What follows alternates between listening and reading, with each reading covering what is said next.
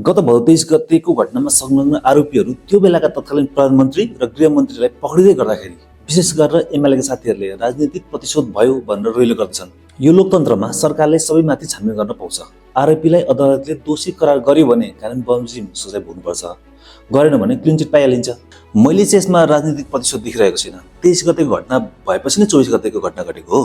फेरि मैले यहाँ 24 गतेको घटना ठिक थियो, सिंहदरबार सर्वोच्च अदालत लगायतका संरचनाहरूमा तोडफोड र आगजनी हुनु ठिक थियो भनेर एक रति पनि भन्न खोजेको होइन।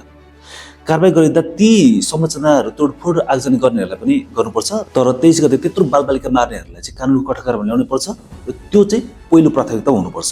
धेरै मानिसहरूले प्रश्न गरिरहेका छन्, विशेष गरेर पुरानो दलका साथीभाइहरूले 24 गतेको घटनामा संलग्नहरूलाई कारबाही गर्ने कि नगर्ने, किन नगर्ने, गर्ने नि। सुशीलाकै पालादेखि यो कारबाहीको सिलसिला त सुरु भइसकेको छ त।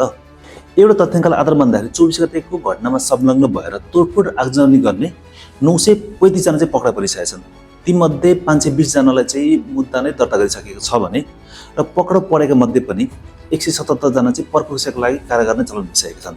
फेरि बालन सरकार आइसके पछाडि 24 गतेको घटनालाई छुट्टै आयोग बनाएर अनुसन्धान गर्ने भन्ने कुरा पनि भइसकेको छ। मैले यसलाई राजनीतिक प्रतिशोधको रूपमा चाहिँ किन पनि होइन भन्छु भने 23 र 24 गतेको कुराहरू छोडिदिउँ।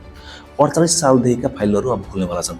ओम्नी, वाइट बडी, टेरामक्स, एनसेल, त्यस्तै गरेर ललिता निवास अनि क्यान्टनमेन्ट लगायतका के अब यी सबै फाइलहरू चाहिँ पालो गरी खुल्नेवाला छन्।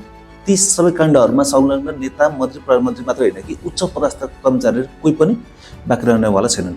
यसैको सिलसिला स्वरूप तपाईँले देखि नै हाल्नुभयो, दीपक खड्का पक्राउ परे, रेखा शर्मा पक्राउ परिन्। दीपक खड्कालाई जेन्जी आन्दोलनमा उनको घरमा पैसा भेट्यो, सम्पत्ति शुद्धिकरणको केसमा मुद्दा लगाइयो र समातियो। उनको स्काउट लगायतका अरू पनि केसहरू बाँकी नै छन्। पहिला सानातिनालाई समाइन्थ्यो, माथिलाई केही पनि गरिदिन्थ्यो, केस यतिकै रफादफा गरिन्थ्यो। तर अब यो सिन नै उल्टो हुनेवाला छ। सुरुमा ठुल्ठुलो माछा समाउने अनि बल्ल ती सानातिना माछालाई समाउने। ती ठुलो भनिएको माछालाई झ्यामझ्याम समाउँदै ठोक्दै गरेपछि ती झिना मसिना माछाहरू त यत्तिकै सातो गएर नै सकिन्छन्। यति गरिसकेपछि ती पुराना नयाँ सबले भ्रष्टाचार गर्न, अपराध गर्न लगभग छोड्नेछन् भन्नेमा चाहिँ म आशावादी छु। त्यसैले भन्दैछु, यो कुनै राजनीतिक प्रतिशोध होइन, न्यायको सुरुवात हो। कानुनभन्दा माथि कोही पनि छैन।